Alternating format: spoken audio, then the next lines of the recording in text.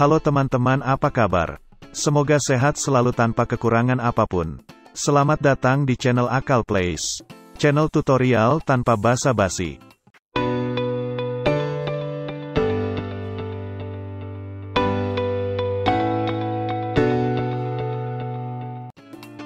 Kesempatan kali ini, aku belum bikin tutorial dulu, tapi memberikan petunjuk dan gambaran.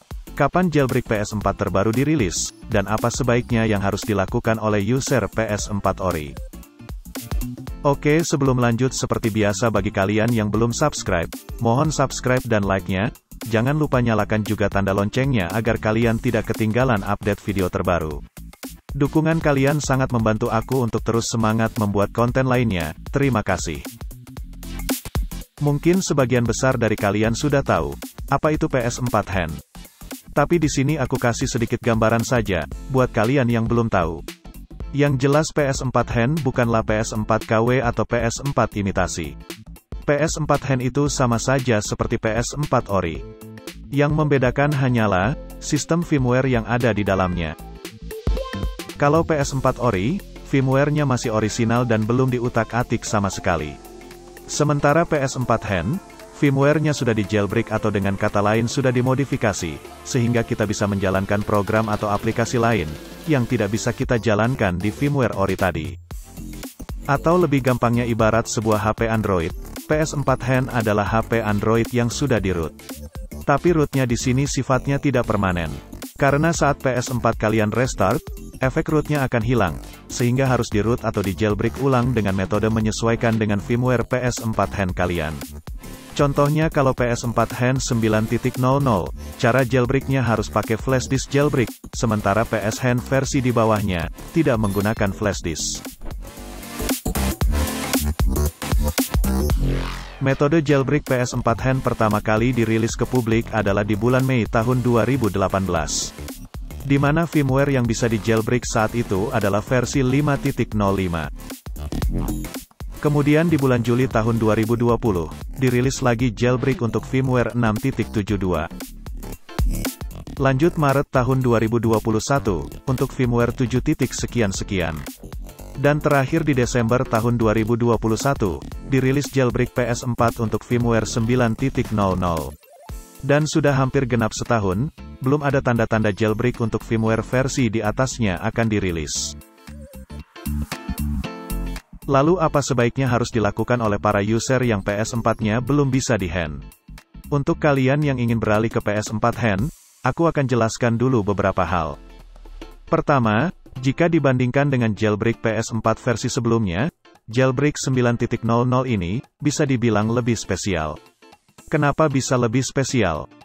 Karena setelah beberapa bulan dirilisnya jailbreak versi terakhir ini, kalian sudah bisa memainkan game dengan firmware required di atas 9.00. Maksudnya firmware required di sini adalah minimal versi firmware yang ada di PS4 kalian untuk bisa memainkan game tersebut. Dulu ketika PS4 firmware 9.00 belum bisa di jailbreak, kalian tidak bisa memainkan game dengan firmware required di atas versi firmware PS4 jailbreak terakhir. Misalnya, jika saat ini PS4 jailbreak versi terakhir adalah 7.55, maka game yang kalian bisa mainkan hanya sampai firmware required-nya 755. Sementara di atas dari itu tidak bisa. Jadi kalian tidak bisa memainkan game God of War Ragnarok ini. Karena di sini bisa kita lihat firmware required-nya adalah 10.1.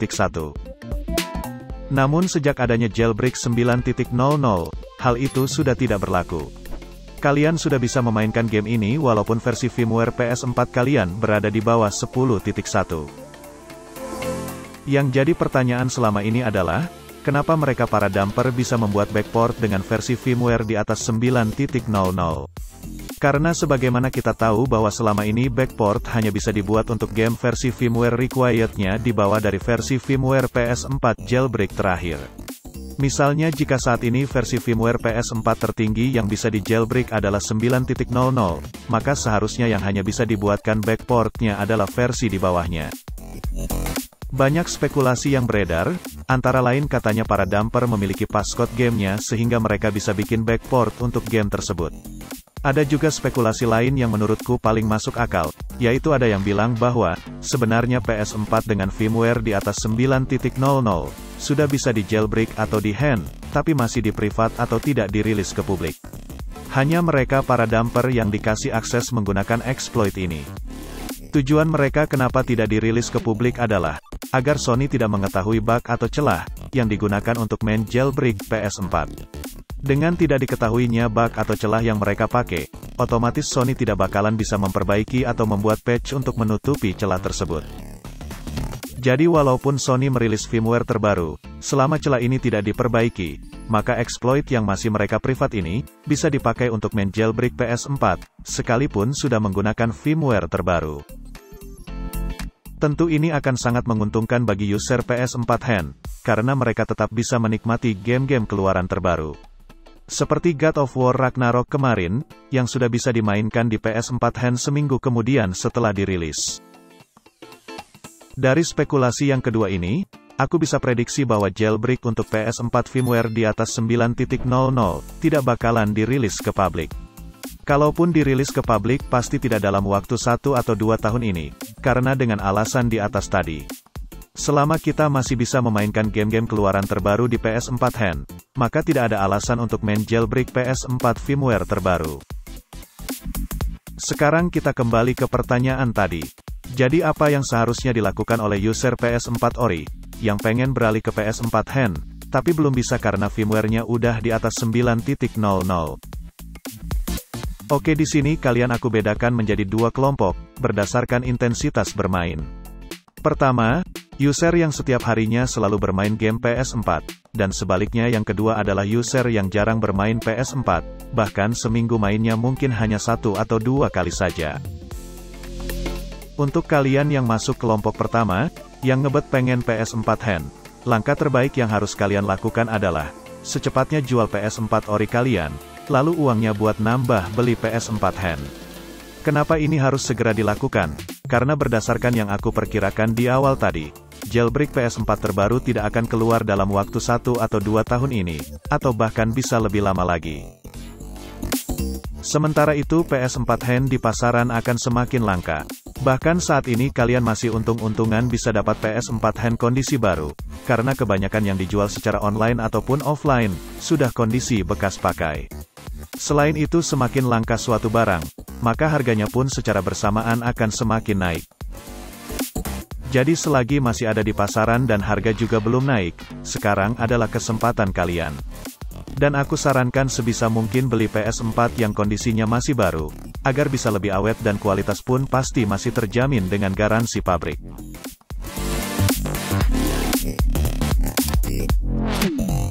Untuk kalian yang masuk user kelompok kedua, yang jarang main PS4, saran aku adalah, lebih baik kalian tetap menggunakan PS4 ori saja. Karena walaupun PS4 kalian sudah di-hand, di mana game-game udah banyak yang bisa dimainkan, tetap saja kalian tidak bisa mainkan semua game itu, jadi sama aja. Kalau soal harga game PS4 ori mahal, banyak cara untuk mendapatkan harga game yang jauh lebih murah. Misalnya beli disk game bekas, atau pakai jasa share akun. Bisa juga pakai trik beli game online Region Turki. Dengan cara ini, kalian bisa dapat harga yang jauh lebih murah. Sebagai perbandingan saja, jika kalian beli game God of War Ragnarok di PlayStation Store Indonesia, kalian bisa lihat harganya di sini 800 ribuan. Sementara jika kita beli di PlayStation Store Turki, harganya 699 lira. Dan kalau kita convert ke rupiah, itu sekitar 500-an ribu. Selisihnya cukup jauh. Untuk cara beli game online Region Turki ini, nanti aku akan bikin tutorialnya tersendiri. Oke, itulah hal yang bisa aku sarankan untuk kalian yang punya PS4 ori dan ingin beralih ke PS4 hand tapi belum bisa karena firmware PS4-nya sudah di atas 9.0.0. Terkait waktu kapan perilisan jailbreak versi terbaru, itu hanya prediksi aku saja, bisa benar, bisa salah. Jadi semua keputusan ada di kalian. Semoga dengan penjelasan dalam video ini kalian bisa terbantu dan tahu apa yang sebaiknya harus dilakukan. Seperti biasa kalau ada yang belum jelas, Silakan tulis pertanyaan di kolom komentar, dan juga jika kalian punya saran ide untuk konten PS4 Hand berikutnya. Kalau channel ini berguna untuk kalian, jangan lupa like dan subscribe-nya dan share juga ke teman-teman kalian yang butuh konten seperti yang ada di channel ini. Jangan lupa nyalakan juga tanda loncengnya agar kalian tidak ketinggalan update video terbaru. Oke, aku akhiri video kali ini sampai di sini. Sampai jumpa lagi di kesempatan lainnya, terima kasih.